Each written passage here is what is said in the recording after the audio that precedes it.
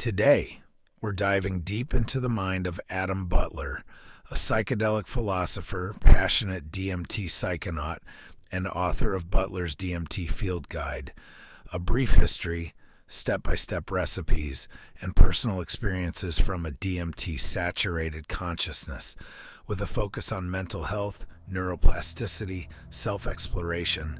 Adam brings a unique and transformative perspective to some of the most profound and personal aspects of human experience. Get ready for a thought-provoking conversation that challenges conventions and explores the untapped potential of the mind and spirit.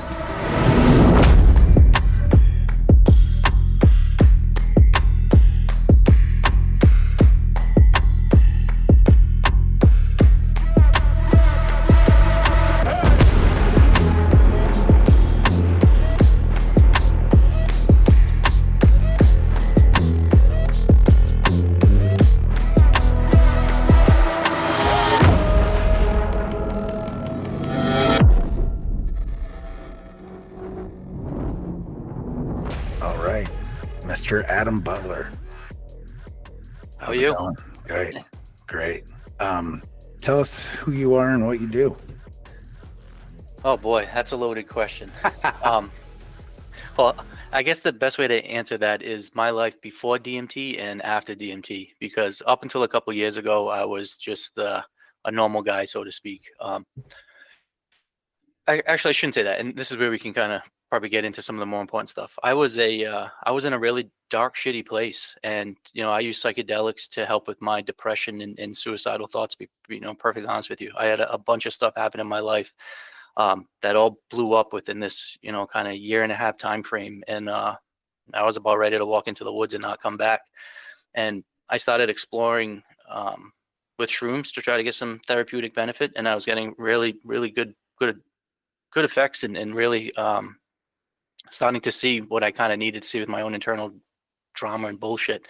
But it was really DMT that removed the veil and removed all the plaque and got me back on track. And it's a long, complicated, horrifically dark but beautifully wonderful and light story that all led to me writing the book Butler's DMT Field Guide, which is it's coming on 2 years now, and that's been opening the doors to a lot of podcasts and a lot of cool interviews like this, just kind of sharing a few aspects of the story. The mental health aspect of it, just the really cool DMT experience in the entities and all that all the funky realms that you explore. And then just the big picture of altered and elevated states of consciousness and what that means for the next step of human evolution. So all of those topics are kind of what I've just been exploring now for the past few years with the help of minds like yours. So thank you for having me on to talk about these things. For sure.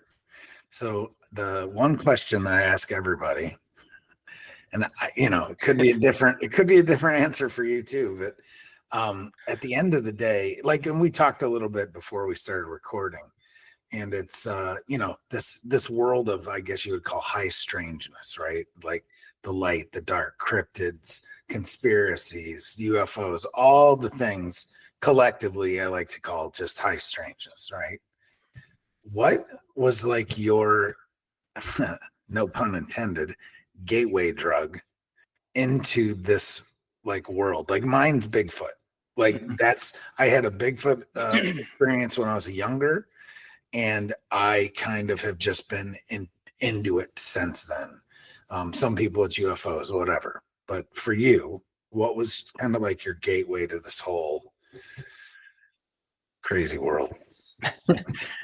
So the easy short answer is DMT blasted the veil that was kind of dulling my human senses, and it really profoundly ingrained in my mind that there was definitely something greater than, higher than, way beyond just this dimension realm that we're living in. Now, I would like to say, though, I've always been highly sensitive. I've always been really empathetic and sympathetic. I've always been highly emotional. So I've had some weird experiences with ghosts growing up as kids. I've had some out of body weird experiences while meditating. So I've had some kind of out there experiences that was always sparking my interest. So prior to DMT, I was always reading books about ancient religions and different esoteric teachings and things like that to try to get to the heart of kind of what's really out there. What's Yeah. the similarities between science, religion, all of that. Uh, I think the similarity and a kind of working theory that I'm really trying to kind of hone out is that I really think our senses, we have way more than just our normal 5 human senses. And I think those typical or those normal 5 can be dialed up way, way higher than they normally are. And that just takes practice like anything. But I also think we have several other senses, and I don't have a name for them. But we're able to gather other information, whether that's seeing ghosts, whether that's interacting with cryptids, aliens, whether that's getting to this DMT space. But those other senses, I think, can be activated, enhanced, enriched by altering the energy or the vibration. And in my case, DMT was that sure kind of cheat code where those other methods, whether it be through meditation or whether it be through trance work, whether it be being in the right spot, seeking it out, you have to have a lot of things kind of line up for them to present themselves. With DMT, it's like, I mean, we could meet up tonight and I guarantee you'll see entities, you'll interact with aliens, you'll dance with gods, you'll do all of those things. So Right. the DMT, and it's not for everybody. Maybe perfect time disclosure. Psychedelics is not for everybody. DMT is definitely not for everybody. But the real world that is accessible when you smoke DMT, and it's not my world. There's a lot of similarities between people that come out of these DMT experiences. Is that there really is just another realm, dimension, whatever you Dimension, want to call yeah. it. I was gonna say dimension, right? Kind of, but yeah, there's probably 15 different names for it. And you can get there through meditation, like I mentioned, but there are people that have like temporal lobe epilepsy, excuse me, or people that have like migraine headaches. I mentioned how I just got back from Monroe Institute, where they use the hemisync technology, where they use binaural beats and different frequencies in each ear to stimulate the brain to vibrate at certain frequencies, and that allows you to either be in a sleeping state, to be in a really emotionally charged state, and truly to interact with other entities and beings. And then, like I said, I just got back from a week of doing those type of deep meditations.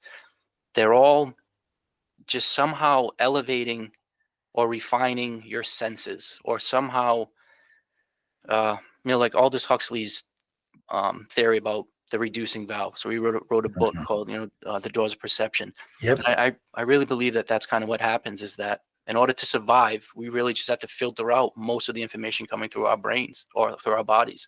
And once we can kind of get in a quiet space and really think about what we want to interact with, it just opens up a whole bunch of things. And like I said, that can be ghosts, that can be Bigfoot, that can be, in my case, these DMT entities.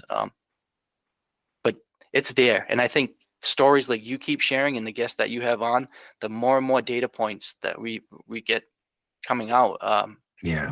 I think it's exciting time to be around now, because science is really taking it serious, that there is something there. It's just now, how do we give Yeah. it the terms to talk about it? And more people are telling their stories, because it's like the stigma, or you could even call it a veil, is fading away. Because more and more people are either feeling something's changing, whether it's in the energy of the, our dimension, our, universe, whatever you want to call it. I think that some of those barriers to people sharing their stories is definitely coming down, because, and it's not just because, well, yeah, it is. It's because we've got so many of these podcasts, and like just different avenues, YouTube and whatnot, to tell our stories now, and to actually have people tell their stories, or be like, hey, I mean, I've got 2 interviews lined up now, with folks that would never in a million years tell their story, but I've shared stuff with them, and I'm like, look, this guy, I mean, like these people are normal people, everyday, quote unquote normal people, right? And they are sharing their stories. Like, you've got this crazy story when you were in the woods and you came, were confronted by whatever. Share that with the world, So and you hear it's these stories, and that you can tell that they're authentic. And I oh shouldn't say yeah, that. There are some that are bullshit, and yeah, but that's you know just what? any of You them. But kind of know when that, yeah, you do, or hopefully they'll be like, this is what I may have thought. But there are people that very clearly, and it shook them, and it oh yeah, stayed with them, and they haven't talked about it for 15, 20 years, or like you said, it's something that really altered the trajectory of their lives. And yeah, I think the sense of community and the acceptance is something that is a trend that I hope to see keep growing. absolutely. I know it was tough for me. So, talking about how my life was completely different a few years ago, I was a successful businessman. I had all the things on paper that anybody could ever ask for. And I don't want to say like, oh, people respected everything that came out of my mouth, but I never worried about people thinking I was crazy, or I'd have to worry about my sanity, or are they going to check me into some psych ward? But to come out and talk about stories about interacting with your future self, or to be to astral project, or to separate your emotional body from your physical body, to say that you're doing all these things and not come off crazy. It helps when you have Yeah, the teachers, the doctors, the lawyers, the professionals in all fields saying the same thing. And it helps because it makes you feel, hey, I'm not crazy. And this should be studied. Clearly what we've been taught our whole right. lives in school isn't all that's to it. And you talk about quote unquote conspiracies, or not quote unquote, I mean, they are. There's just a lot of I mean, some of them bullshit are out there. nonsense. Some of them are bullshit, right? But a But they're lot of them definitely are. keeping a lot about physics from us. They're definitely keeping a lot of science information. They're definitely not being truthful about UFOs and about just what our past history was with our interactions with these beings and entities. And I think, and you're talking about the power of podcast. One of the I was talking to a buddy of mine about, we were talking about like the moon landing and was that faked or not, and whatever side you're on it. But the comment about how we haven't gone back to the moon since, or and why haven't we? And it's not that we don't have the technology. His comment, it's not his, but a common thought is just, with all the technology now, they can't fake it. They couldn't hide it now. Like, there's just so many people, whether it be whistleblowers or people with cameras or cell phones now, they're going to record it, where it's almost just, they can't push the lie anymore because there's too many people that have a refined bullshit filter. And I think Yeah, that's why for COVID kind sure. of backfired for a lot of people too, where COVID was a lot of where people just was like, you know what, I'm gonna start thinking for myself. And Yeah. And some people are still trying to live in that paradigm, right? That pre-COVID paradigm where they would just push this narrative and it would hold. I heard an interview today and it just made me laugh. I'm like, you can't do that anymore. Like, that's not going to work. Like, people don't get it. Like, and I sent it to a whole bunch of people and they're like, oh my God, like, yeah, that was what it was like. Somebody made a meme out of it and it was like, that's so 2019 or whatever. It was really funny. But it's just like, people have woken up. They really have. And that kind of goes hand in hand with all this. So, like, with you, when did you wake up? Like, when did you come out of your, and I'll call it your past life, right? I've been there too. I've had a couple a couple iterations, right? And when did that happen? When did you come out, and like, what helped you, what, I know like the DMT and stuff like that, but what really helped you get to the other side of that, so with the mental health especially? yeah, so it was really specifically one day that stands out, and it really was the first day that I was exposed to DMT. And uh, that was a day that was set aside. So a buddy of mine let me know that I had access to it, and when I found that out, I did as much research as I possibly could. So I read all the books, I listened to as many podcasts.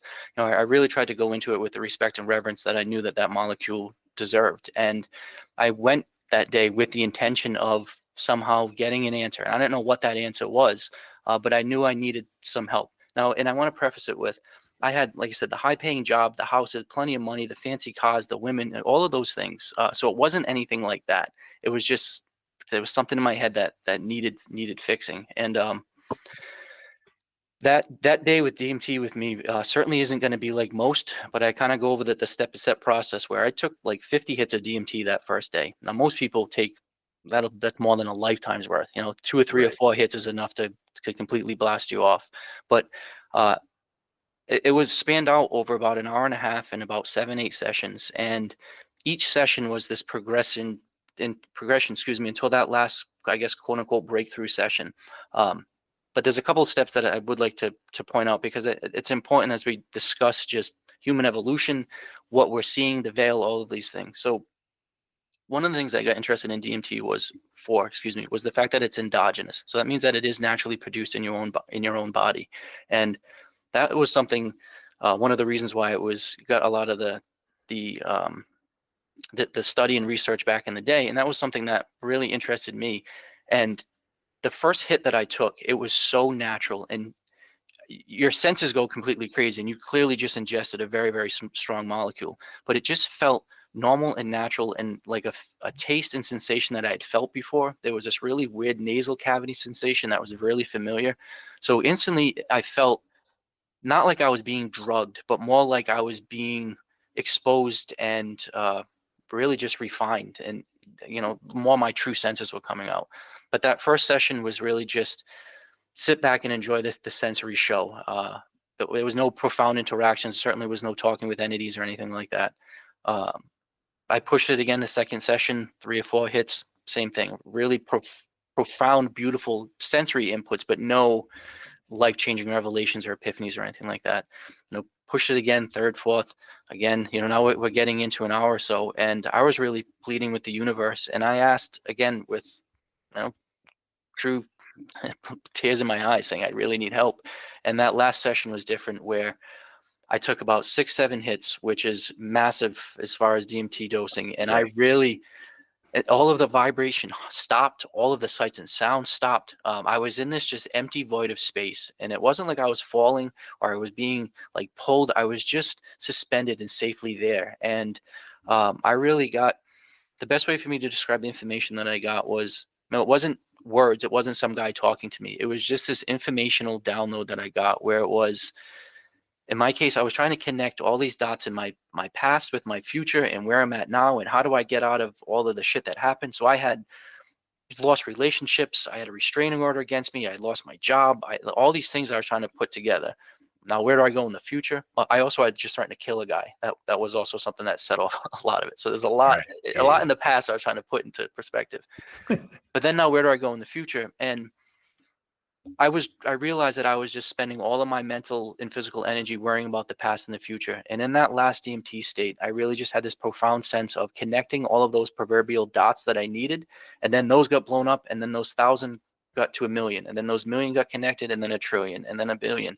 Oh, excuse me. And then, the number just kept increasing. And the message I got was to be clearly here now. It's not to connect the dots. It's to enjoy the spaces between the dots. It's to enjoy the downtime between the beats, to really just be here present. And it allowed me to shine a spotlight on all of my bullshit, instead of wasting all of my energy in the past or the future. And I came out of that with just a profound sense of, all right, like, there's all these things that you need to do. And that was really the day that changed everything, because I wasn't looking for some external solution to my internal problems. I wasn't blaming anybody else. I knew I was the reason that, I was the source of all my issues, but I also knew that I was the source of all my solutions. And that was, 2.5 years ago. And, before we recorded, you asked, I think, how am I? And I said, truly, I've been fantastic for 2.5 years, 3 years. Like, it's been an awesome ride since. And not because my life's perfect. If anything, I have a big pile of bullshit that I'm climbing myself out of, but the clarity that I have, and then some of the big picture things like we were discussing, knowing yourself, learning to love yourself. Once you love yourself, you can love your neighbor. Once you love your neighbor, you can expand your consciousness to really get to that point where now we can do some good. And we also referenced one of your past episodes about the Black Awakening and kind of light versus dark and the good versus evil. And man, I can say I really had some demons and devils hanging on my shoulders, and I had to fight them. And I know what the dark looks like, but I've also now been on the side of light for a while. And I do think there is a kind of consciousness battle happening, and I don't think the status quo of human society can stay where it's at. So it's either going to do a drastic drop or hopefully a drastic uptick, and something's got to give. But Yeah, like, sure. I've had a lot of realizations through psychedelics that have led me to this kind of love and gratitude and kind of hippy dippy peace and love type shit, which is again not where I thought I'd be coming to, but Right. it's true, and I think that's what we need more of. Yeah, for sure. Other psychedelics. Have you done others other than DMT or So shrooms, I've used quite a bit and enjoy still currently. Prior, when I was in my 20s, I did LSD a couple times, but different uh, animal? different animal. But Yeah.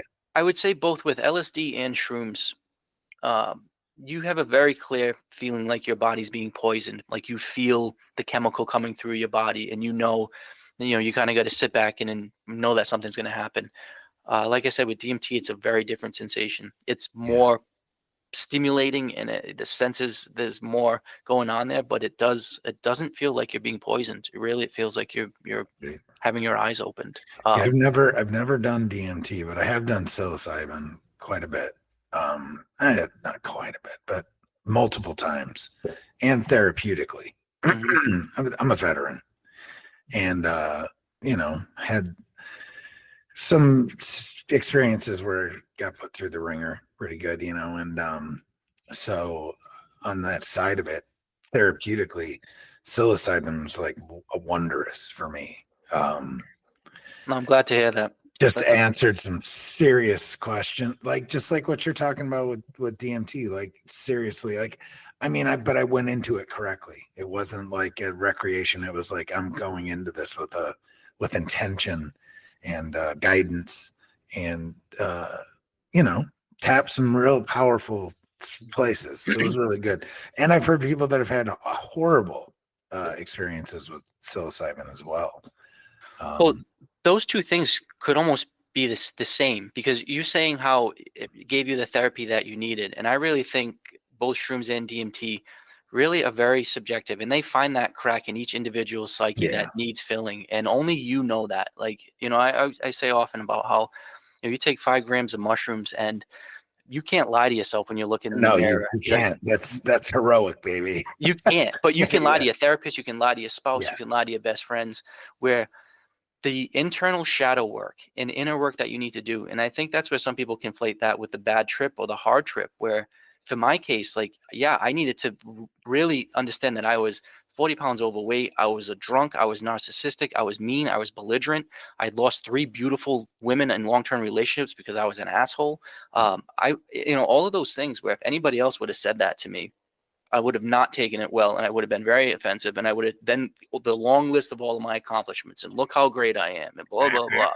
Right. Yeah. Oh man, and it's like, but only to my detriment, because I was the one that was driving myself crazy. I was the one truly sitting there without a job, without a home, without anything when I had it all. And like I said, I take full ownership of all of the shit that happened in my life, and shrooms really set the course for DMT to kind of do the full blast. But whether it be ketamine, I know they're getting a lot of good, answers out of that. Whether it be MDMA, there's a lot of research that's going into the positive effects of how it just allows either a new compartment in someone's brain to be formed, or it cleans out a compartment, or it allows people to reduce the chatter in their head, and to be able to put their different voices in the right perspective. And that's really the message I'm trying to share with people. Is the power of understanding your own body, and also, as much as we're saying the power of DMT and shrooms, I'm also a firm believer that you can get there in other ways, through meditation, through prayer, through spirituality, through religion, through walking through the woods, through karate, through there's a lot of ways of connecting to yourself and your higher being. But I guess that's the big point. People need to do that. In today's society, people are running around with so much crap going on in their lives, but they're not taking the time for themselves.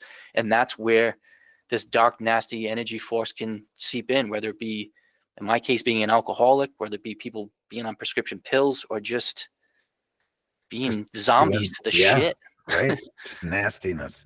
And Yeah, it almost is like they're mind controlled. Like, yeah, it's almost like, how can you be that?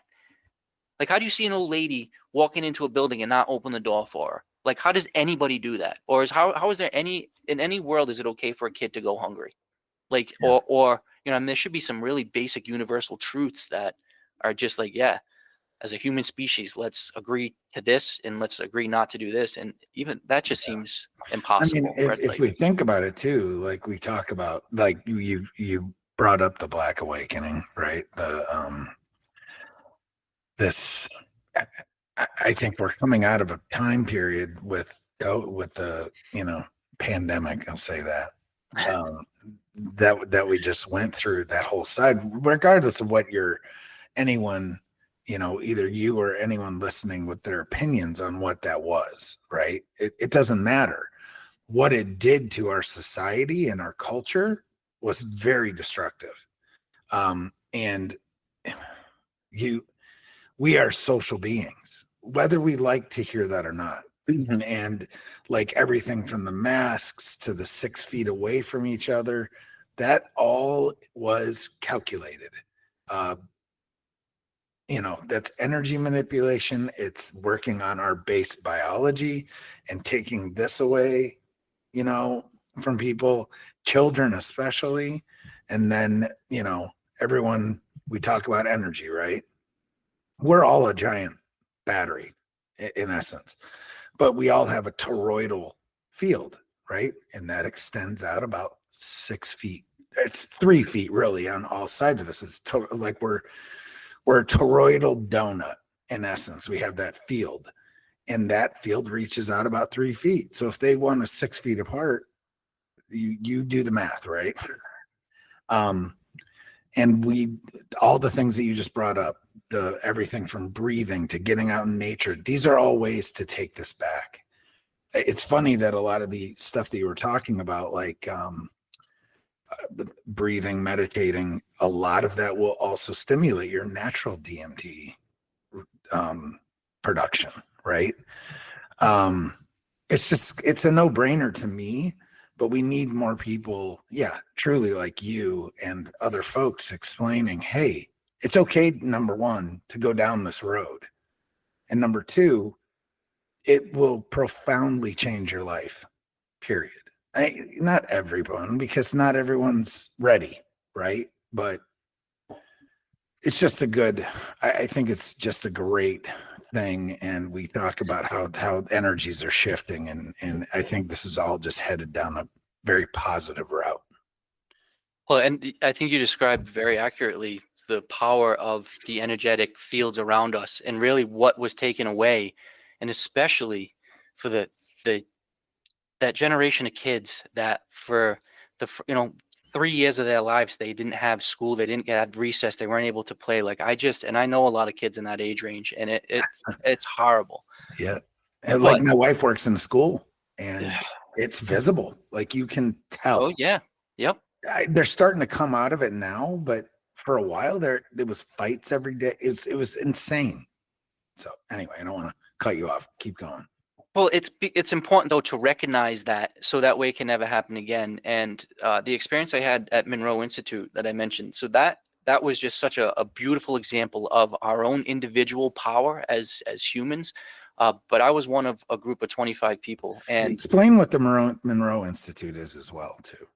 so the Monroe Institute, it's an institute in Virginia that was founded by Robert Monroe. So he was became famous in like the 70s and 80s because he had an out of body experience, and he was wealthy enough where he could spend his money really trying to understand what happened. And he was big into AM/FM radio stations, so he was kind of like a frequency nerd.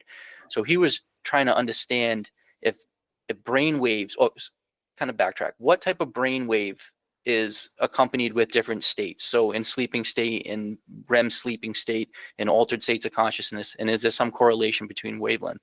And then can that wavelength be stimulated by different sounds and vibrations? And he found a way to use what he calls hemisphere synchronization technology. So you put a different frequency in the left ear as opposed to the right ear, and the brain picks up the difference.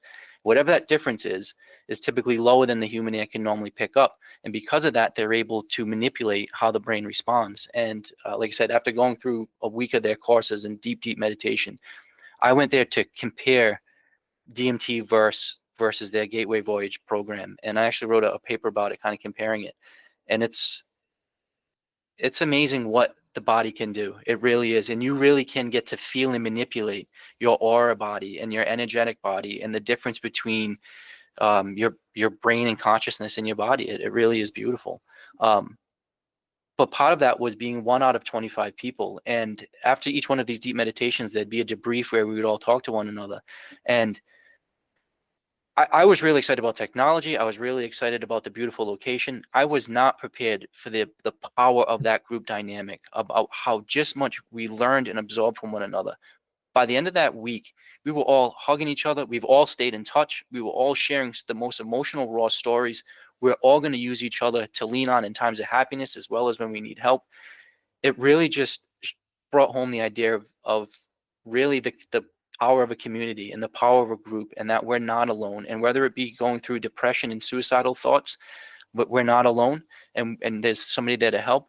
But even better, to create the next society, to create, really to take the next step of human evolution, we're not alone. And there are some people that have beautiful minds and hearts that are there to try to get us to that next level. But just like I said, that group dynamic was something that I've never experienced. You mentioned you were in the military. You know, I'm sure that brotherhood and that dynamic of having somebody that has your back, like, you really know how powerful that is. I'm sure it gives you goosebumps when you think about knowing that within, you know, you could call a bunch of people and they would be there to take a bullet for you. Like, that's fucking powerful. For sure. Yeah. So yeah, we need to come together. And I do think the force of light will outweigh the dark. And just kind of one more point that you brought up about making it yourself through meditation, the endogenous DMT. The first time that I did these breathing exercises to try to induce my natural endogenous DMT after smoking it, it was really clear that that's what was happening in my body. So if somebody hadn't smoked before and they would do these, they would just be like, oh, I'm feeling elated. My senses are starting to go kind of weird. I'm feeling good. But they wouldn't have anything to compare it to. As soon as I started doing those breathing exercises, I tasted DMT. It was that same nasal cavity sensation. It was very familiar, and it was really like, wow, this is really happening. Your body really can produce these elated states. But then the last point, and this is why I put the recipes in my book about how to make ayahuasca, how to make the DMT crystals. And again, I'm not telling anybody to do anything illegal, but right now, you can get the plant material that you need shipped in the US. You can get it shipped in most countries and legally shipped to you. And it's a very easy, simple process of extraction from removing from this root bark, this most powerful molecule. So it's not something where you need to have some shady drug dealer. You're not going out on the street. It's kind of one of those similar to growing your own shrooms or growing your own weed. Which is frankly legal almost anywhere now. Yeah. Well, but then you can impart the love in it too. Like, especially now with all the fear of fentanyl and all the stuff being laced, where it's nice to be able to impart the right energy and vibe and love into a product throughout the process. And again, not telling anybody what to do, but one batch would typically last anybody a lifetime, and with plenty to share. So it's kind of like, it is something that you can get access to without having to go through all the bullshit of the healthcare system, and frankly being scared to use it because you don't know what if anything's mixed in with it. It's like when I get my psilocybin, I get it in chocolates, but the person that I get it from, like, it is made with love. Like, they bless it, they do everything. It's amazing. And I've done it other ways and it just wasn't as effective to me. No, and that's a very common story. You hear that all the time. So it does matter. And it's important too. Most people don't have the money to go to Peru or South America to go to some ayahuasca retreat. Right. And I get asked this quite a bit, would you want to do that? Now, I've done ayahuasca quite a few times, but I make it myself, and I do it with the right environment, the right intentions, I really set the mood for it. I can't imagine going into the jungle with mosquitoes where I don't know the rules, where I'm in a hut. I can't go to the bathroom. I can't imagine being on that strong of a psychedelic Yeah, out in right. the woods somewhere with a group of people that I don't know, as opposed to in Could my you bed with a imagine loved too? one. Like, you don't even like, how many horror stories have you heard about that? Oh, it's Uh, now there's the other side of it where I just met a woman who has a company in Colorado where she does psilocybin retreats, and her retreat actually sounds amazing. Where you each have your own individual room. They give you the space that you need, but also are there to check in on you. They're there to help you kind of debrief afterwards. There's something like that.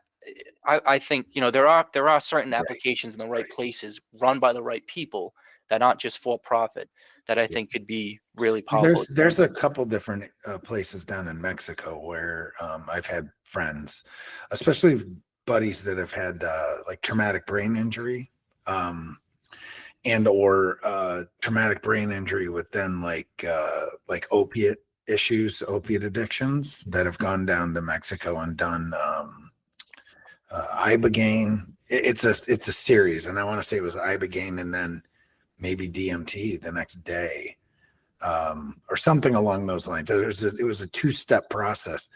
Profoundly, I mean, just the most amazing experience. But it was a controlled, reputable institute, I guess is what you would call it. But yeah, pretty amazing.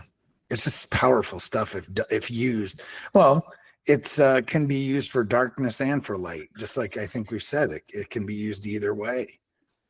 Well, it teaches you how to manipulate energy around you. It teaches you the power of vibration and your ability to really. I think you can manifest your future. I think time is something that can be manipulated. I do think you can separate yourself from your physical body. So if you can do all these things, can you use them for nefarious reasons? Unfortunately, yes. Yes. But maybe one cool thing that came out of that Monroe Institute. So they were also famous for back in the day. The CIA pumped like tens of millions of dollars into their program because they were trying to do remote viewing and find like Russian subs and shit. And actually, that Hunt for the Red October, that whole movie was based on remote viewing by Yeah. one of the guys. I actually met that guy. It was an awesome It's experience. insane. So Yeah, cool. it's insane. Yeah, but they found that, and even this is where that CIA report came out, and it says that it works. It clearly works, and with practice, you can get really good at it. And there are people that are able to have out of body experiences and do remote viewing. Yep. But the issue, or the common issue, was that when they got to that level of vibration and that connection to source, they instantly felt like a sense of being of one and a sense of connected with other. And the issue is that they come back and they didn't want to use it for harm. They were almost like these God-fearing now hippie, everything's about love and connection when they came back. And my understanding was that's kind of why the program kind of fizzled out, was that Yeah. the people that could ascend to these levels came back and were like, no, I love my brothers and sisters. Yeah, we're not I'm doing not this gonna, anymore. yeah, I'm Right. Yeah. not gonna use this for. And now actually, though, like that guy that found the sub, he uses his powers now. He has a private company where he helps find like kidnapped and missing kids. Yeah, I saw there's a woman, one of them's a woman. Uh, I think she was on the Sean Ryan show not too long ago, but I think it's her as well. But there's like this group that they go find like missing people, Hmm. and a lot of them end up being in like water. So I don't know, for some reason this is like her specialty, but she's able to find the bodies basically and like give closure to all these families and stuff. I mean, some of these cases are 30 years old. It's just makes And you talked about your question, when did I get into this high strangeness? Now, it's very easy for me to talk about DMT entities and having sex with angels and dancing with demons and devils.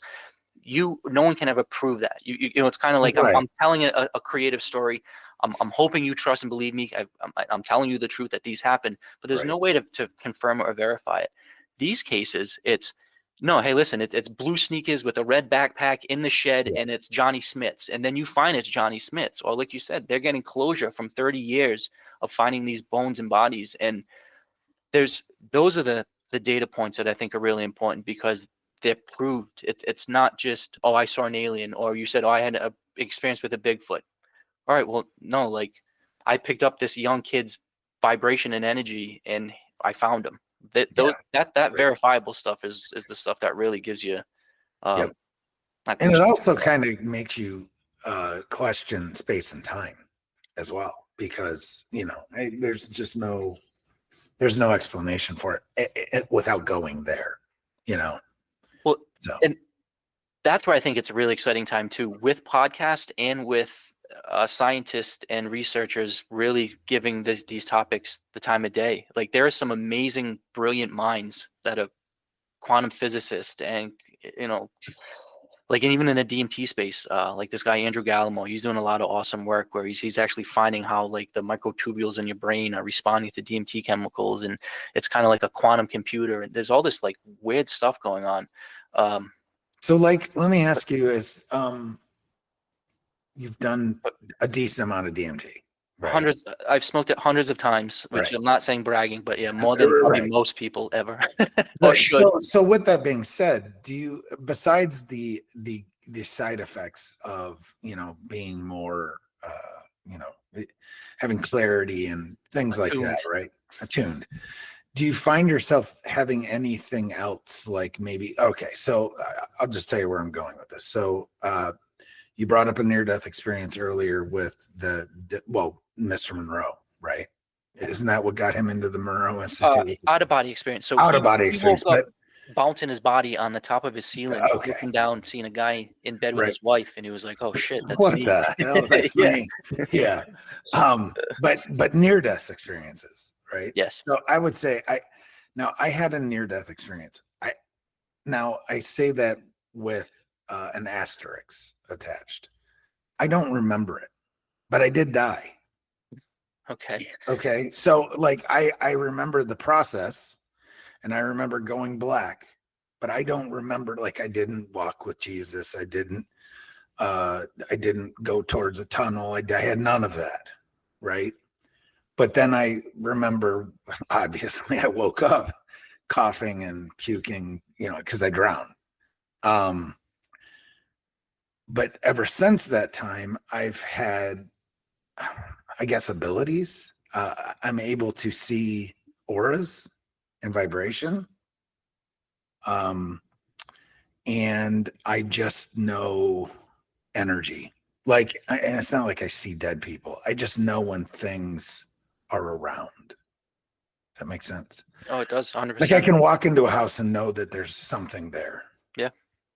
So, but that didn't happen until I was 19, 20, and at first it was scary as all get out. I thought I'd sit there and rub my eyes like, what am I seeing? So anyway, I just didn't know if like that could trigger something like that too, like the psychedelic uses. I was just wondering if you've ever heard of anything like that. Yeah, there's actually a lot of research going into that topic. Anthony Peake is an author that's wrote several books dealing with like near-death experience, epileptic seizures, things like that. And very, very common story that somehow trauma unlocks abilities, whether it be a physical accident, whether it be a mental thing, whether it be PTSD, and that's where, veterans are big. So, I mean, they have the trauma that they see. That's where psychedelics are big, to try to shake that up, because it's like, how do you put that into perspective? You really need a way of reshaping, reshaping the Like brain. literally rewiring stuff, literally.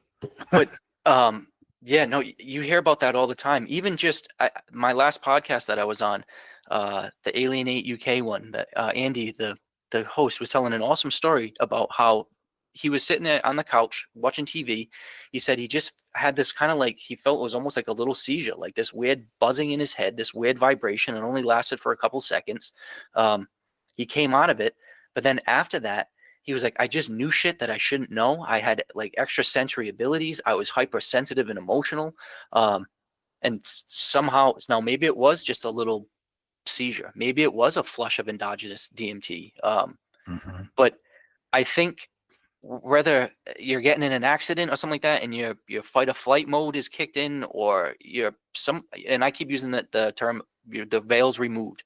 However that veil is removed, once it's removed, it's removed, and it can be scared out of you, it can be loved out of you, it can be drugged out of you, it can be killed out of you. I mean, there's a bunch of Yeah, ways yeah, of right. whatever. But and then I think maybe to your point too is, once you've seen what you've seen or experienced what you've experienced, now it's going to be different for everybody, but once you've seen a ghost, once you've been abducted by an alien, once you've had a near-death experience, once you've whatever walked with God, you can't unsee those things, and you've got to try to integrate that back into your normal walking state, which is difficult, but it can be fun now if you lean into those enriched and enhanced senses. I like I said, I'm very, very empathetic, where I pick up the type of energy in a room where sometimes it can be physically nauseating, but it can also be goosebump inducing and make you elatedly high.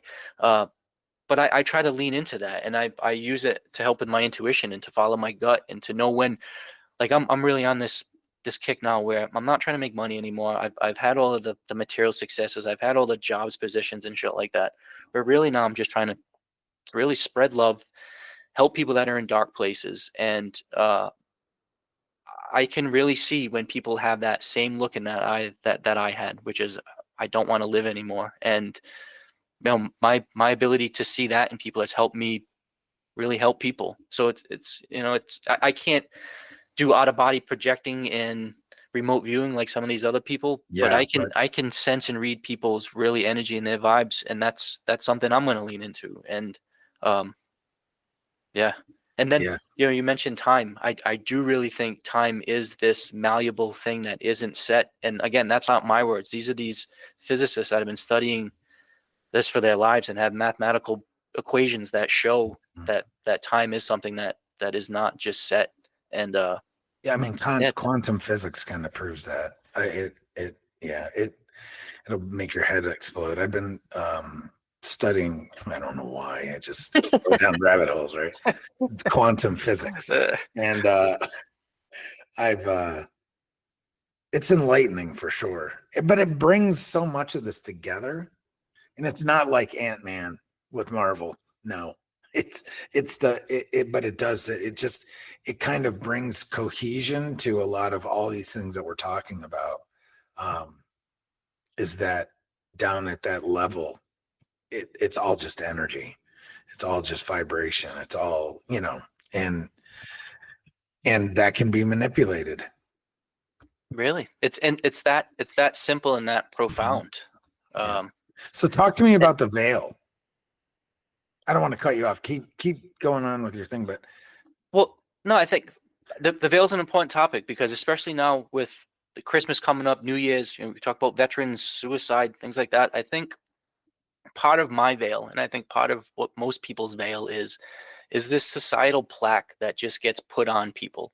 And a lot of times it can be for survival, where you've got to kind of put on a hard face and to make it in this world. And I know that's kind of what I did, but uh, that proverbial plaque not only didn't allow my beautiful light to shine, and my expressiveness and my creativity and my love that I know I had, but it was just masked and held back by all this shit. But I also wasn't able to receive the help and light and love of outside, external, universal love and source. And that veil, I think, is a couple things. It's that societal plaque and bullshit that needs to be blasted off, so that way you can be your true self and admit your true light and energy and receive it. And it is a mental and a physical thing too, where once you realize the power of your mind, that it does go way beyond your physical body, but then also to appreciate how great your physical body is as well. It's a combination of all of those things, where it's not some dumbed down meat suit. You're not just some dumbed down consciousness. some It walking, talking monkey. No, yeah, it was just You're hearing. a realization of really getting to know myself and love myself, and knowing that I'm connected to something bigger and greater than. I don't know. I kind of got off got off topic there, but um, yeah, part of this too. I wanted to say the word when you were talking about what we're learning from science. I think a lot of this with me is you're approaching it with humility. The greatest minds is saying that they don't have all the answers and that they don't know. And you should have a sense of openness for exploration. And that's why again, I think it's a really exciting time. I know I'm going to dedicate the rest of my life to studying altered states and elevated states of consciousness, whether it be DMT induced, hemisync technology induced, or deep meditation induced, because the information that's in those spaces, not only I know it saved my life, and I know it saved other people's lives, but now I also think it can enhance lives, and really, we're ready for that information, because clearly what we're doing now, again, it isn't working. So, Yeah. but Get a there's a good, lot of people with that smile that you have, that same smile that I have, that same realization that it's like, yeah, there's something better to aspire to. Maybe not even for us, but for our kids and our grandkids and all of that, where it's like, we'll call bullshit when we need to and spread the message we want. yeah, right. And not accept the status quo, No. just the nonsense that they feed us, try to feed us, right? I can't unsee the things I've seen, and I just know that it's bullshit. So I But can't you can allow also it. see the power of a hug and the power of a Oh, compliment, and absolutely. the power of, hey, I love you, brother, I'm here for you. So Yes. we can combat all of that shit with the right Yeah, stuff. and it's not come from the negative side of it, come from the positive for sure. Yeah, and I don't think no one's naive to think we have this utopia where everything's going to be perfect and there's going to be no issues and there'll be no wars or no killings or anything like that. That's not what I think is possible, or even what I'm striving for. But there definitely can be a world with less hatred and less divisive speech and more acceptance and more love and more just, I know, and that's maybe something that, and I jokingly say in my book about how all politicians should do an ayahuasca session, or have a couple DMT whacks, because Yeah. you realize you become comfortable in your own skin when that happens. You become very comfortable expressing your own self. But with that, you realize that everybody else's voice is valid. Everybody else is worthy of their own opinion. Everybody else should be able to speak their own, because they're part of that same universal source. And it's not like everybody's going to have the same opinion, but you just approach the middle ground from a sense of camaraderie, not like opposing teams. And it's just really what the world needs right now, Yeah. is just a different lens to look through, where it's not blue So team against red polarizing. team. It's not It's so so polarizing. polarizing. Yeah. Yeah, no, it's like we've got a short time on this planet, and it's not to hoard resources and to hurt people and to screw over other people, because it feels, and this is where, the truth of it is, I had all that other stuff before, and it didn't feel good. I was truly in the worst physical and mental shape of my life. I was physically done wanting to live. Now I don't have any of the financial wealth that I used to have. I don't have any of the things, and I don't have any of the titles. And ideally, there is a balance, and I am working towards, getting back to my financial security again. But there is more to this life than that shit. And True story. True story. that's what I think is going to be coming out the more and more we share these stories, because it's just like, that's the point I wanted to say. I'm sorry. It just feels good. It feels great to wake up every morning ready to start the day, saying thanks with tears of joy and gratitude in your eyes, knowing that every day you're living for the experience. You're not looking for any outcome, knowing that everybody that crosses your path, you're going to be able to shake their hand, and they may be, who knows what door they're going to open. It's a better way to live for your own body. You run better, you run happier, you sleep better, you live better, you make love better. You're a better everything when you're not so pent up and trying to think everybody's your enemy, including yourself, including Stress. sabotaging yourself by drinking Yeah. 10 beers a day or pounding pills or Because well, you're whatever. doing that to hide. Exactly. Yeah. I've one of the biggest lessons I've ever learned in my life is that stress will kill you. And that's essentially what we're talking about. And I mean, it's bigger than that, but I'm just saying at the lowest level, our culture, our society, especially here in the United States, is operating at such a constant low level of stress that all of our cortisol, all we do is like we drink cortisol every day. We don't even realize it, right? And by the time we're 30, our adrenals are blown out. And then you get so cynical and everything else that it's like, to hear stuff like this, it can change people's lives. But they have to embrace it. And if I may, your point about the stress. So stress can be a good thing. You know, I Well, use of the analogy course. all the time about like indicator lights in your car. So you want to know when you're running low on gas, or when your tires are low, or when you're overheating. But to your point, society tells us to put a piece of tape over that light, or just reset it. Don't change it. And I know for many, many years of my life, I just was not seeing those stress signals. So when you can't sleep, when you can't eat, when you have hemorrhoids, when you're drinking every day, when every interaction you're fighting, like all of those stress signs, I was ignoring, as opposed to where now any little stress that my body gives me, any little sign of discomfort, or anything that's not pure contentment, joy, gratitude, feeling good, I take a step back and really listen to what my body is doing. And yeah, the current method of just dulling it or masking it and taking a pill for this and then one for that and doing it's just it's so much better just to face what you need to face. Yeah, even what people do, where they just grab these and they just scroll. Yeah. Oh yeah. And they numb. And not only that, but some of that stuff is, induces fear, which is low level stress as well. All the things. It's just not good. And No, but you should use that so if you're constantly stressed because of your job, maybe it's time to get a new job, or cut back on the hours. right. If you're getting stressed every time you're interacting with your spouse, well, maybe it's time for a different relationship, or time to talk about it.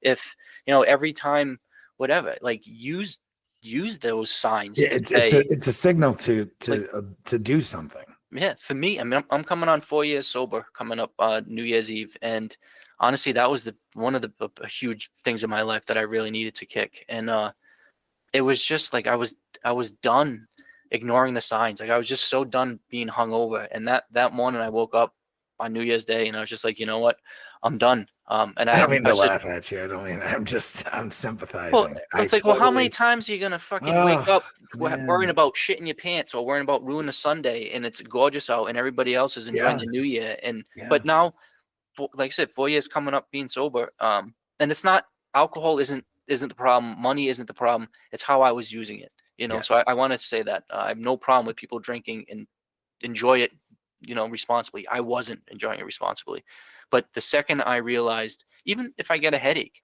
now I realize, am I dehydrated? Should I drink some water?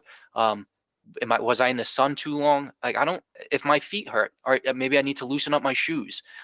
Anything. It's like listen to your body. It's giving Yeah. you the signs. Don't ignore it, especially if it's stress, anxiety, depression, all of those things, because they will crush you and they will kill you. And like I said, the suicide rate right now is way too high, and it's because people aren't listening to the signs that their own body are giving them, not that their Yeah. friends are giving them or their therapists are giving them. Like, listen to your own body.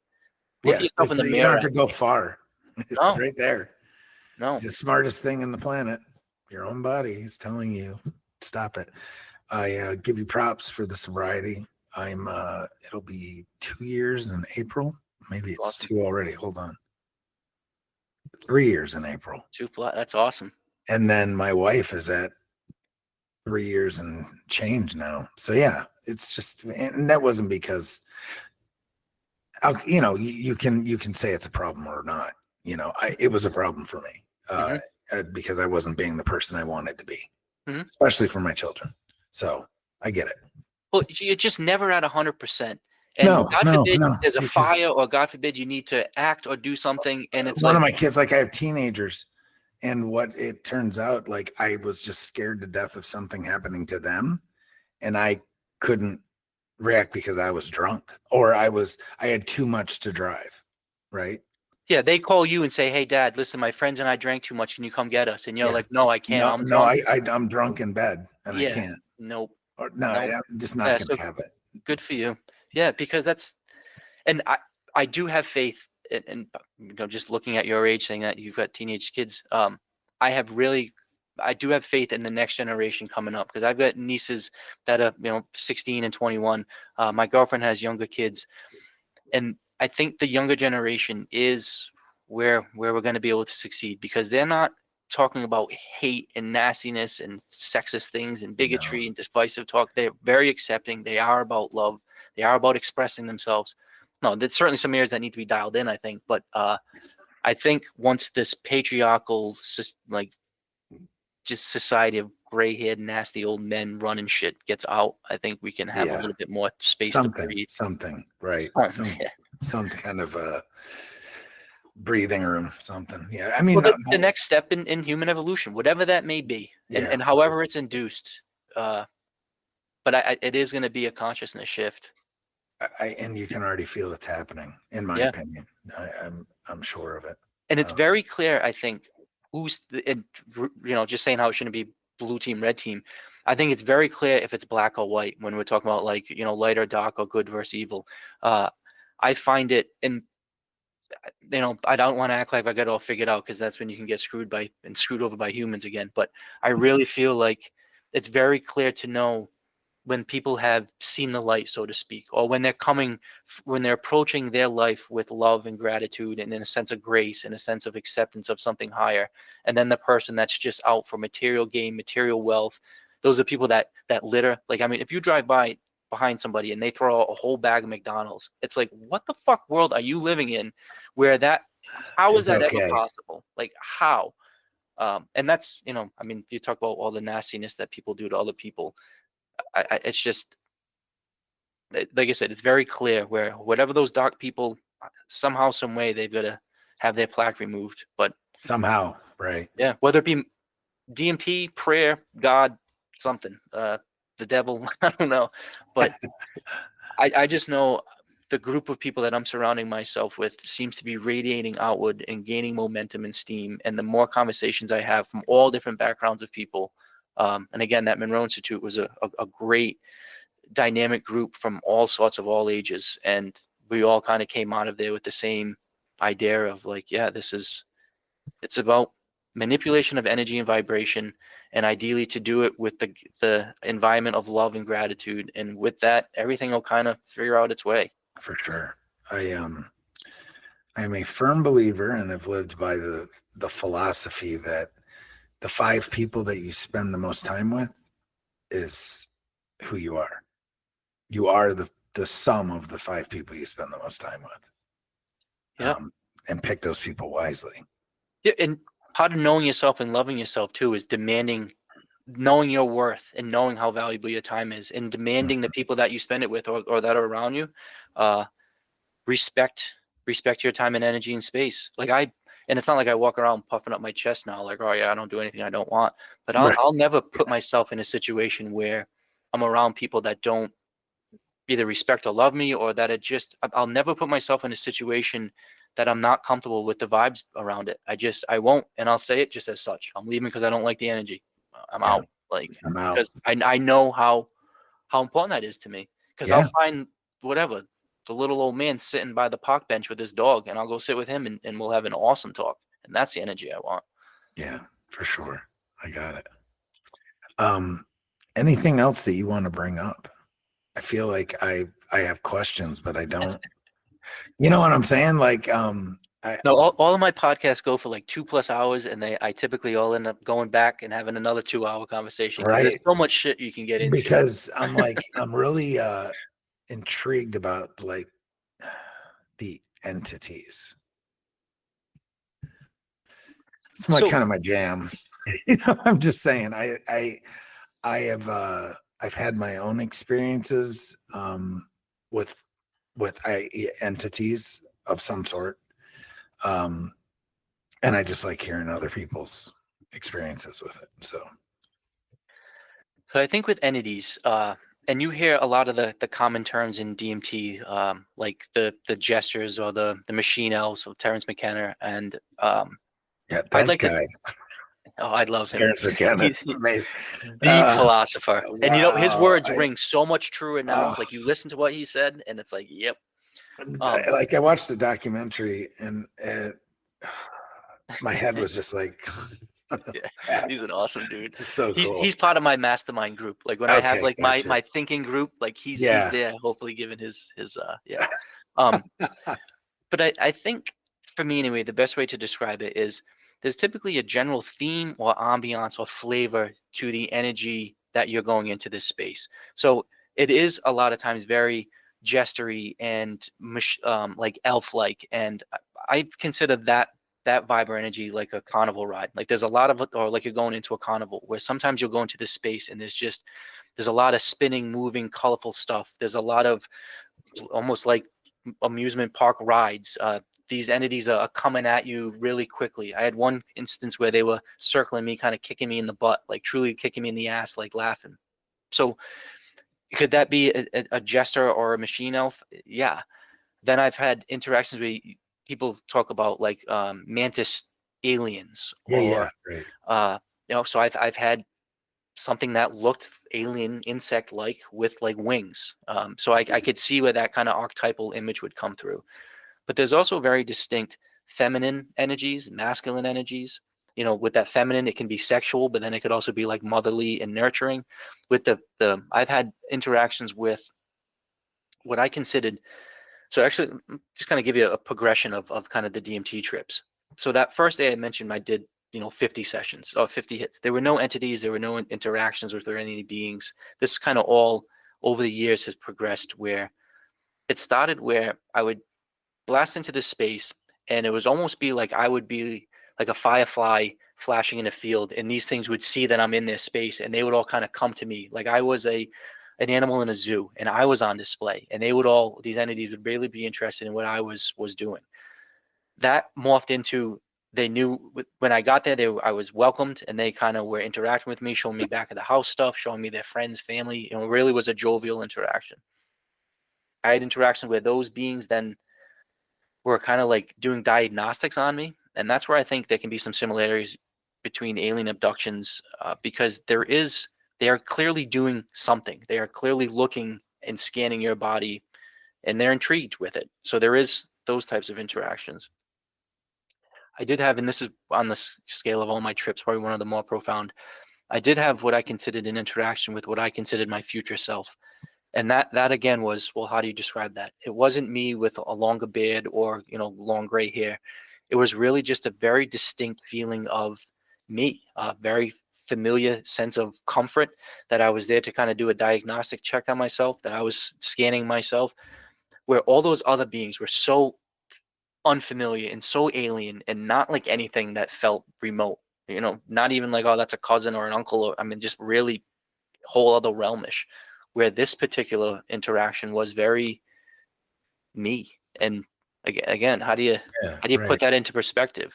But with that, I don't have any fear of death. I know that my energy will transmute and carry on, that I'm way more than this body, that I'm somehow safe, quote unquote, in a future or more advanced time. And and this is a good point too to bring up, whether it's all bullshit or not, whether it's fabricated in my mind, if it can be factually proved or not, the information that I'm getting in this space now allows me to live with a lack of fear of death, allows me to put into perspective a lot of things that have happened in my life. And that allows me to live in this real world very happily, So um, the entities, and I guess if I could, one other general theme, which is a really fun theme with these entities, are, and this is what that mantis entity kind of vibe was. They come in and they teach you how to use your human body the way it truly can to its fullest potential. So they'll come in and almost kind of like hook onto you, almost like an extra body or a suit, and teach you how to vibrate properly, how to breathe properly, how to use your senses properly. And it's cool because it's almost like you have an X-Men power suit on, and Mhm. they're coming in being like, yeah, you have no idea how cool this human computer is, or this human robot or machine is. And Right. I've had a lot of experiences where they've come in and really shown me, again, so you have way more than five senses. Here they are. This is how you use them. Let me play you. And then it's kind of like they're giving you a like a guidebook on how your body works. So those are the fun ones. Yeah. But they're Um, not like ever. They don't all look the same. It's not like, oh yeah, that's Johnny with the gray coat, or that's the lady. Like I right. haven't had Like, like that lady in blue or the purple dress lady that always shows up. Like I don't. It's not the same being. Yeah. It's typically a vibe, or excuse me, like a, you know, like I said, a feeling and an energy. Gotcha. But that being said, though, the visuals, and this is where the whole thing about the DMT space and realm, that it's different from other drugs. Where the other drugs, it's like you're seeing the walls melt on LSD or acid, or excuse me, or LSD or shrooms, but you know that's the wall and your eyes are messed up and that's what you're seeing. Where in Yeah. that DMT space, it's clearly not that. It is something new, it's there, and the lines are so crisp and so clear and so vivid and so just precise and intentional.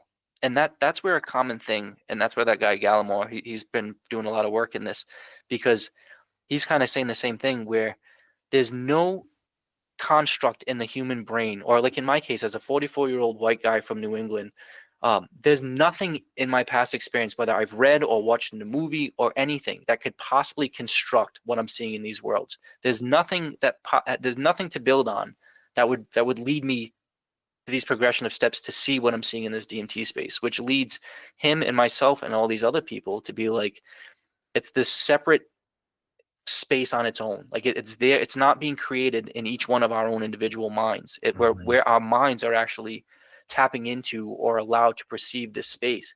And it is because it's so crisp and so real. And It does seem like there's congruency to all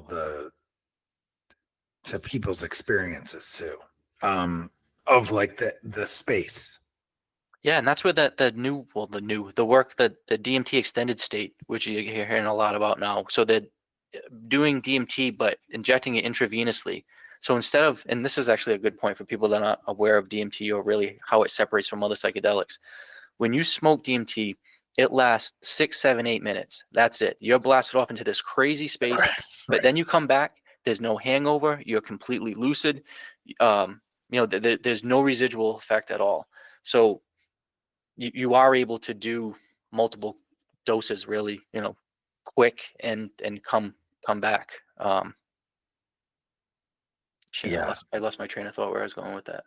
Congruency. Like that Oh, people's yes, I'm sorry. experiences are the same. Yes, thank you for bringing that back. About the DMT extended state. So Yeah. the issue with the 6, 7, 8 blast, yeah, it's great. You get to go and come back and you don't need to spend a whole day doing it. But you're not able to really spend that much time there where you can kind of become familiar and get yourself oriented in these space, where that the DMT extended state, like I said, they're figuring out a way where they can keep you there for a half hour, an hour, 2 hours, where they really just have that drip dialed in, where that's the plan, is they're going to kind of trying to quote unquote map this space. So they can have Mm. 12 people go in and they're all experience similar things. Is there some way to prove that this isn't just some brain hallucinating on drugs, that it is actually more, Right. the antennas being more refined, and that's actually being able to perceive what's there. Yeah, because like biologically, it's so intriguing because, like you said, psilocybin, LSD, they're all foreign substances, and we have endogenous DMT. Like we produce it, our bodies produce it.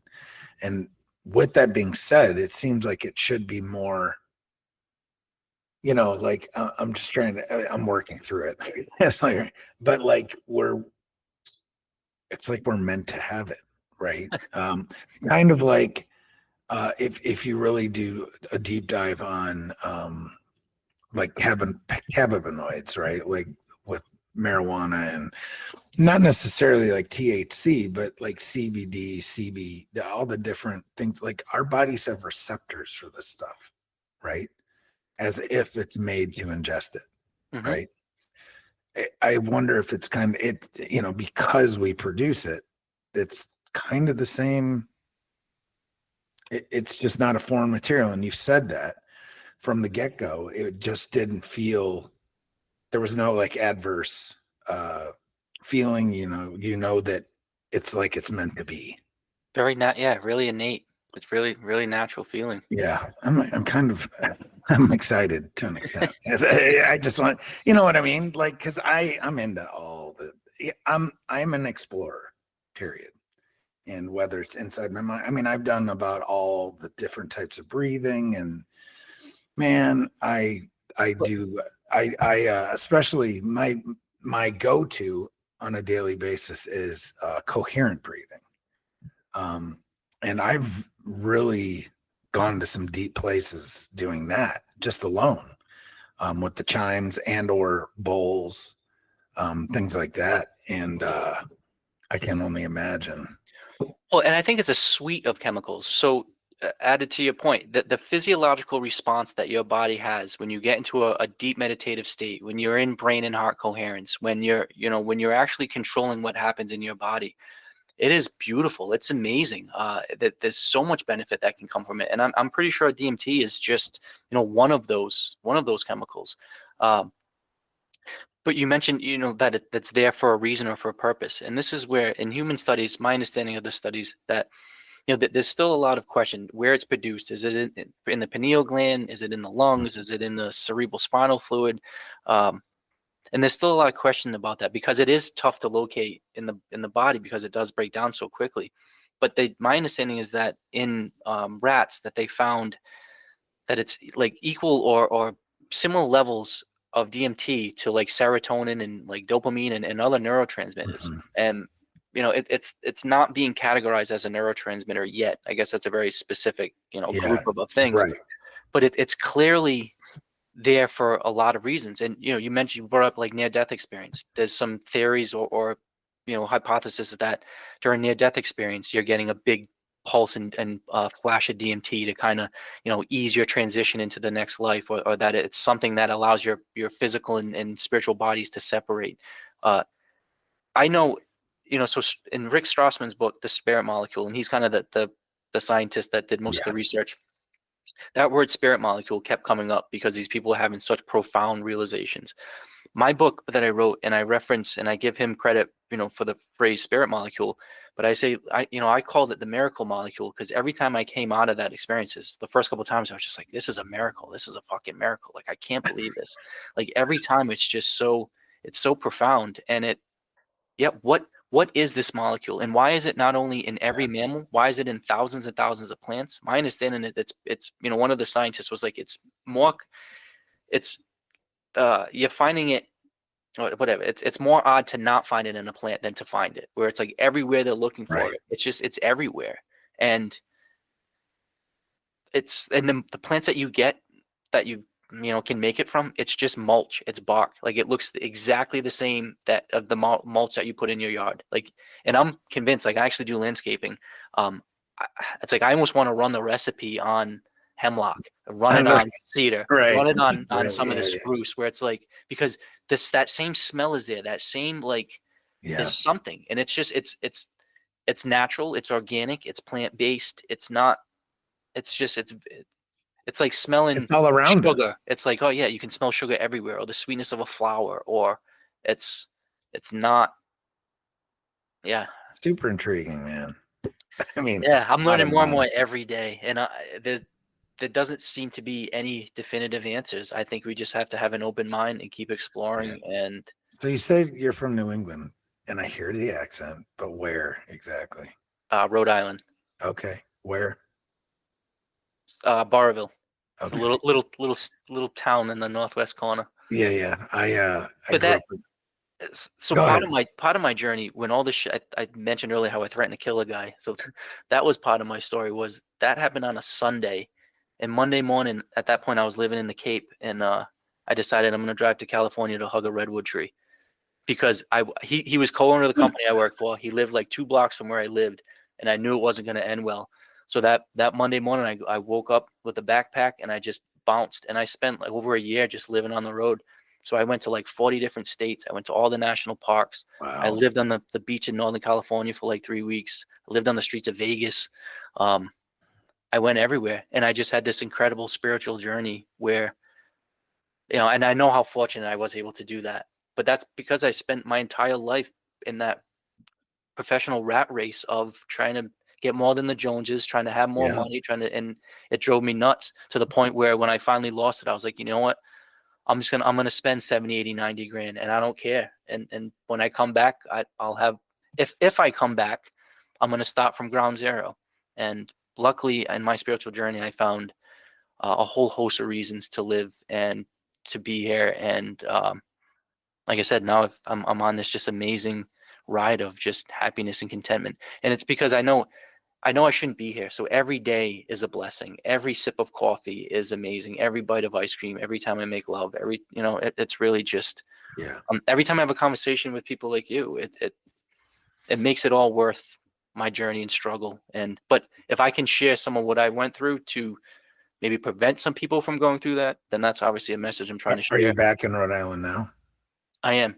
Okay. So I've still got to figure out what I'm like. I went from making $1,000 a day to now I'm landscaping for $20 an hour. I went from having multiple houses to living in my parents' basement. It went from having all the bank accounts to now being in debt. And like I said, there's a balance, and I know I'm going to come out of it. But I wouldn't trade any of those experiences for the world, because and like I said, we can keep talking for hours, but like it really puts a lot of these ancient principles and like hermetic principles into really practice, where everything is an ebb and a flow. There is a polarity to everything. Nothing is there is always in motion. And I really am comfortable now knowing that there'll be low lows, but there'll be high highs, that there'll be, I don't know, there's always going to be a fluid dynamic change. And I'm comfortable just kind of riding that now, instead of trying to always push my own path. Yeah. Right. Make the, your own agenda. Right. No, it's just because you're only just going to make yourself upset. And I mean, have goals, have plans, have directed intention, but also kind of take a step back and live for the now. Again, that profound realization that I had on that day was just, don't get so caught up in the past and the future. Just take right now. If you have a loved one near you, hug them. If you got your physical health and your mental health, appreciate it. Just love yourself, man. Yeah, for sure. That's what we all need to do. If we all just loved ourselves, and then from there, it's just easy to do all the other stuff. It is for sure. Yeah, I'm thinking. How's that for a broadcasting seed to spread out? Hell yeah! Spread that seed of love and gratitude. Freaking plant them in everyone's mind and harvest it later. Yeah, no, but it takes all sources to hear it come out from, and I think my story is different from yours, is different from all these other people, but collectively, I think it's important that we bring it together. So hopefully, it'll help someone. Yeah, for sure. So where can we find all your stuff? Your book? So social media? Yeah. The one social media I'm on is Instagram. So the handle is Books by Adam Butler. The book is available on Amazon and where all books are sold, I guess. I do have an audio version out, and it is read in my voice. So if you do like my New England accent, you hear me swear a lot. And I really like books that are read by the author. I don't like, I picked up this book the other day. It was I don't know. It's like it's not a diet, but it's kind of like it's a health book, right? The author is a guy. It's read by a girl. I was like, come on, this is just not right. This doesn't jive. So anyway, I like books that are read by the author. And it is a short, easy field guide. So it's 100 pages. It's, a 3 or 4 hour read, but it does have recipes in it. It does kind of go over some experiences, some do's and don'ts. I'm actually in the middle of writing my next book, which is going to be more about the philosophy and integration of some of these lessons. And I'm just kind of been on this. I've got a copy of your book, and I didn't get to the recipes. So. Yeah, they're not my recipes. They are available online. But I will be. But they're so easy. They really are. Anybody can do them with a little bit of caution. But I'm planning on now really dedicating the rest of my life to exploring consciousness, to these elevated states, and trying to see how DMT and endogenous DMT plays a role in all of that. So you'll be seeing my face around. I actually just in the podcast scene. I've got quite a few lined up, and I've got a couple big ones lined up that I'm really excited about. You in a lot of places, so that's good. So I'm excited. I'm excited that it's resonating with people, because man, it's so much better to see people smile than to see them cry. Oh my God, isn't that the truth? That's so true, for sure. And I would say, if anybody is talking about being in a situation where I don't have money, and if I know some people have been in some dark places too. I've given out quite a few free copies of my book, and I can easily send out a PDF copy. So if anybody wants a PDF copy and that doesn't necessarily have the money, they can email me, booksbyadambutler@gmail, and I'll happily send you a free copy if anybody wants it. That's awesome, man. Yeah. So it's like, I don't want to go, but I got to go. Well, I'm around. I'm not going anywhere. And No, yeah, so we'll definitely have to do this again for sure, and go through another side and of it. did I send you the paper I wrote on Monroe? That it's just a quick I'm not- 4-page paper. Did you send it email? I don't know if I did to you or not, but if I didn't, I'll send it to you. It'll be an interesting read for you. But it basically has like 10 summary points of, I think, what like I said, what that next step of human consciousness involves. But Yeah, I don't see it. So, yeah, oh, there it is. Wait, link. the gateway crossroads of DMT. No, it's not the right one. All right, yeah. That was just you responding to my link. But yeah, yeah, you may find that interesting, seeing that what we Absolutely. just talked about. For sure. And yeah, I'm available if you ever have any questions. Absolutely. Like I said, I appreciate you giving me the time to share my message. It's great. I'm very intrigued by this stuff. Like I'm kind of at a loss of words because I'm like kind of like, man, you got my brain. That's great. It's like a hamster wheel in there right now. Well, that was also the point of my book, was to try to ask questions, or to make the person seek other books and other people and ask more questions, because there's a lot of good information out there, and yeah, I'm happy that I got your brain asking those questions, because there is some really good researchers out there. There is some really good books and podcasts and things like that. So yeah, so I might have to reach out and do my own research, right, and then run it by you and see what you think. Definitely. And I have a lot of people that you may be interested in speaking with too, that can add some topics maybe that could, for sure, be interested in. I'm always about expanding, and I really do it so I can, at the end of my day, I mean, I love all people, right? But I really have in my heart, I have a soft spot for veterans. Mm-hmm. So many of them are struggling with stuff, and this is the type of stuff that can really give them purpose, right? Have you heard of the company Brain Supreme? Brain Supreme, I haven't. So it's a gentleman that started a microdose psilocybin company. He's been on quite a few podcasts, but really cool story. He takes care of veterans. He has awesome, like really significant discounts for veterans. He sent me a couple free samples of some of his products, and honestly, I thought they were great. Really enjoyed them. But Brain Supreme, yeah, he's somebody that, he even said, like, have veterans contact him directly and he'll give them like the special code. But Awesome. It's a cool way, and he'll ship them to every state. Really, it's kind of one of those, like, for years I worked at the VA, and some of the stuff, it breaks your heart. I mean, in any hospital, you're gonna see stuff that breaks your heart. It's something that these men and women have given up part of their being to represent us in different things, right? Whether it's fighting a war or just doing stuff that soft spot. Yeah, no, they need to be. So my girlfriend's an occupational therapist who works primarily with people that have disabilities, or that have, they don't have access to what everybody else has access to. And it's like, most people, even hospitals, they just dismiss all these people like they're not even fucking people. And it's like, no, they're the people that need the extra attention. So believe me, it's near and dear to me too, because they can't be left behind, and they need to have access to this information. They need to be treated like humans, and they need to be able to experience these type of things in a safe setting, because they're the ones that need it most to get over their trauma, to help with their end of life, all of that. So I'm a passionate advocate for that, and like I said, that's what I plan on spending my time doing. So awesome. Yeah, we'll do it together. Adam Butler, I will be in touch for sure. And thanks for talking to Broadcasting Seeds, man. Oh, thanks for broadcasting the seeds. You said you've been doing landscaping, so yeah, let's toss. You're doing some landscaping, all right. Thanks. Well, I appreciate it, and thank you for doing what you're doing.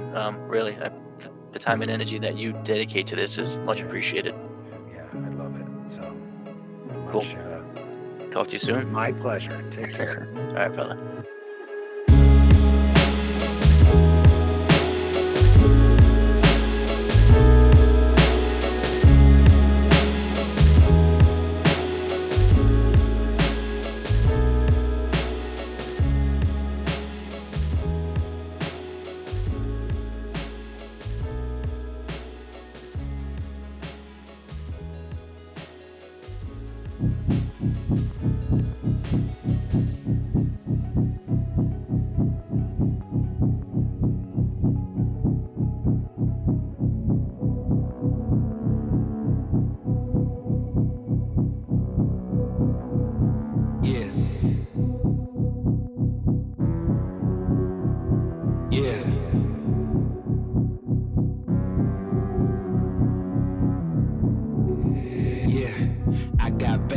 That make my mind scared, hold me hostage and they don't fight fair. Who gon' pray for me and wipe all my tears? Who gon' save me if you not right here? Move this darkness and make my sight clear. Take me your way cause I don't like here. Ghosts of my past, they feeling the night air. Wake me up, I'm trapped in my nightmares.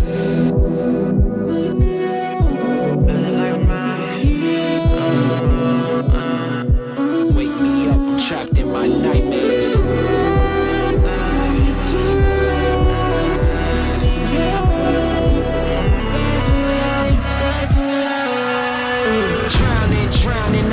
The deep end apparitions of all my demons. All my thoughts are committing treason. All alone, who gon' hear me screaming? Manifestations of my fears, regrets that stretched out for light years. Can almost touch the light, homie, it's right there. Body free but trapped in my nightmares. Wake me up, don't let me drown. All the lights are